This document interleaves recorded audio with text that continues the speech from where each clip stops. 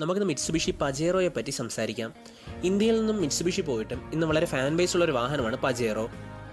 1980 കാലഘട്ടത്തിൽ പുതിയ SUV സെഗ്മെന്റിന് ആരാധകർ ഏറെയായി.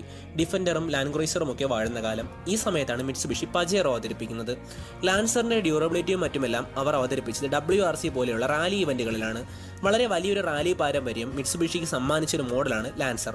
പജേറോ WRCയിൽ അവതരിപ്പിക്കാൻ കഴിയില്ല, അതൊരു SUV ആണ്. അതിനു പകരം അവർ ഉപയോഗിച്ചത് ഡക്കാർ റാലി ആയിരുന്നു. ലോകത്തിലെ തന്നെ ടഫസ്റ്റ് ആയിട്ടുള്ള റാലി ഇവന്റുകളിൽ ഒന്നാണ് ഇത്.